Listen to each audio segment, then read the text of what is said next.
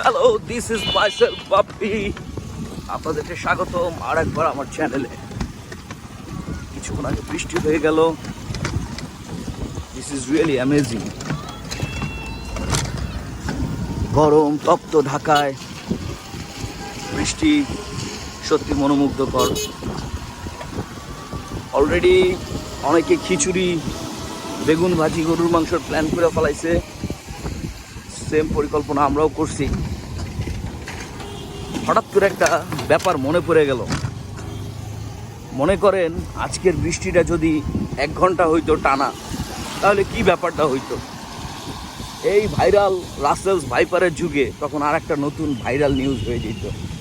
ব্যাপারটা এরকম হইতেও পারতো, চাচা তো লুঙ্গি কান্দে, ব্যাপারটা এরকম হইতেও পারতো। মনে করেন সাংবাদিকরা লিখে দিছে গত বছরের তুলনায় এই বছর রেকর্ড পরিমাণ বৃষ্টি হয়েছে। ঢাকা শহরের জলাবদ্ধতা গতবার হয়েছিল হাঁটু পর্যন্ত, এইবার হয়েছে বিচি পর্যন্ত। ঢাকা শহর বাকি পিচি কান্দে নিয়ে ঘুরতেছে, যাদের পিচি নাই তারা আফসোসে মরতেছে। ব্যাপারটা এরকম যদি লেখা ফেলাইতো তখনই কিন্তু মারা সারা হয়ে যেত।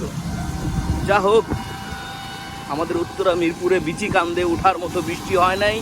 সামান্য বৃষ্টিতেই আমাদের মোটামুটি হোগা ভিজা যাওয়ার উপক্রম। পাবলিক পুলকিত। ফেসবুকে নানা ধরনের গণধর্ষণমূলক নিউজ দেখতে পাবেন। জীবন 2 রকম, পাশে বস্তি, প্র্যাডো, ওইখানে অট্টালিকা। Life is amazing, this is beautiful life. যা হোক, ঢাকাবাসী আপনাদের জন্য শুভকামনা।